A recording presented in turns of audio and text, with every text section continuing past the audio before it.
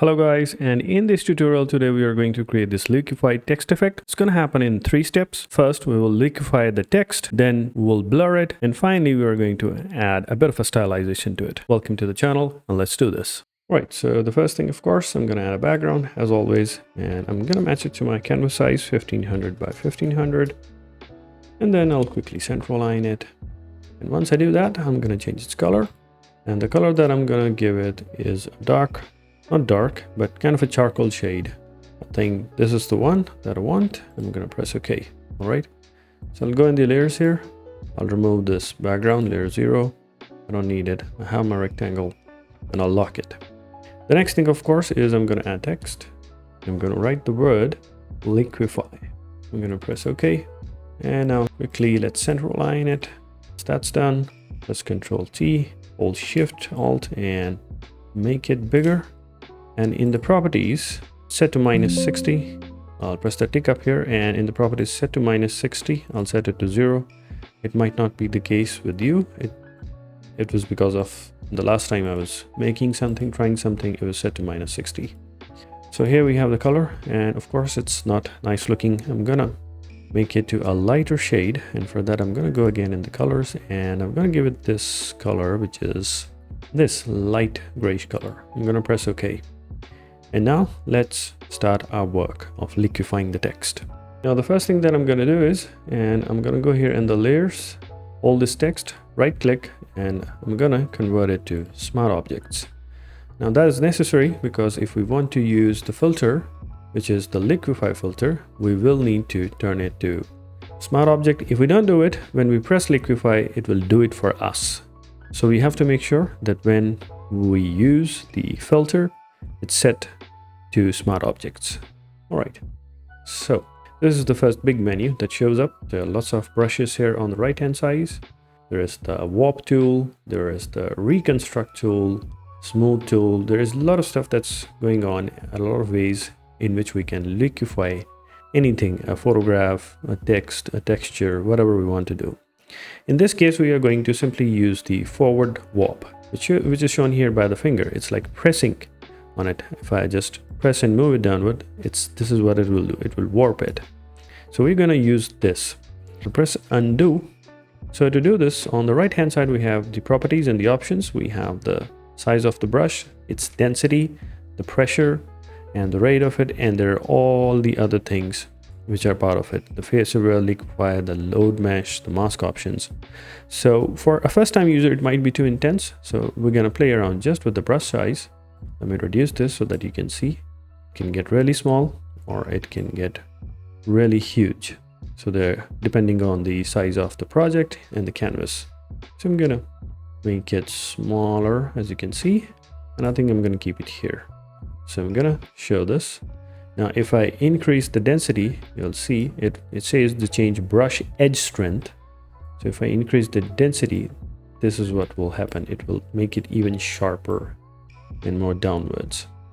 And if I increase or decrease the pressure, of course it will affect the rate at which it moves. It will move it lesser, and then you have the rate which is locked at the moment.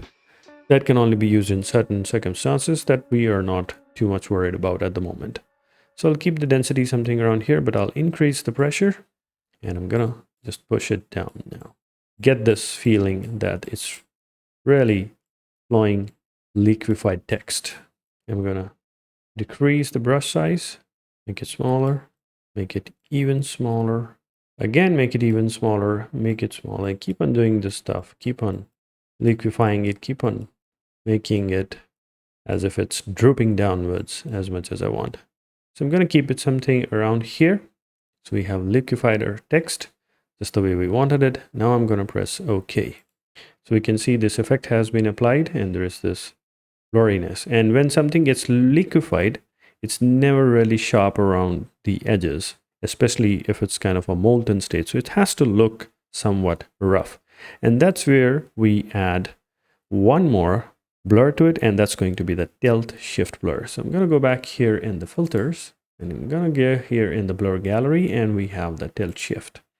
Now the tilt shift is very interesting in the sense that it allows us to change the angle by which we can, tilt it And we can also affect the distortion. How much do we want it to look blurry, and add the blur value to it. Or we can also turn it downwards and increase the area just the way like so. Or we can even rotate the angle by which the whole text appears to us. This is how rotation can happen, but that is not what we are going to do here. So press undo. I'm only interested in liquefying the lower portion. So I'll keep this one above so that it won't affect this area. I'm going to keep it here. And here I'm going to increase a bit of distortion and slightly increase the blur so that it really kind of looks liquefied. And with that, I'm going to press OK. And the next thing that I'm going to do is I'm going to add some other specialized effect to give it an even better look, just the way we want it. Now on to the final part to add few specialized effects. But before we do that, we can see here in the layers panel, in the liquify text, on this text, we have smart filters, we have the blur gallery in the liquify. So I'm going to collapse it. And now to add just two more of these effects, we're going to need the adjustments panel. And if you don't see it here, you can simply go here in the windows and open up here the adjustments, and you can dock it here in your panel tray. So the first one that I'm going to use is the clarity and the dehaze filter. All right. But before we can use it, of course, you have to go in the layers and make sure that it's applied at the right spot.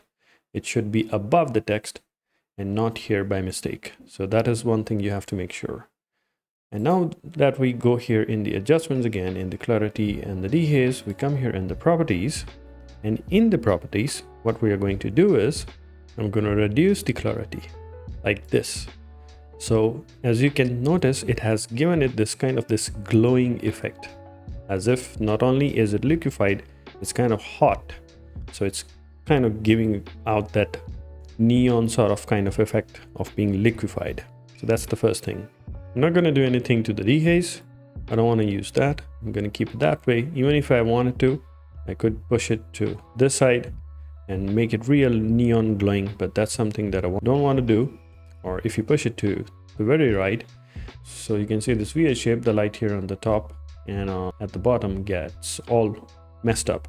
So I'm going to reset it to 0. Now we're going to go back here in the adjustments, and I'm going to add grain. I'm going to set its amount to 100, and then I'm going to set the size to 20. I'm going to reduce the roughness again to 20. And this is the final effect that we have created. It's kind of this glowing, it's kind of rough, it's kind of scrubby, and that is what we wanted to achieve. I'm going to turn it full screen. This is how you can create a stylized look for a liquefied text. Thank you so much for your time. I'll be back soon.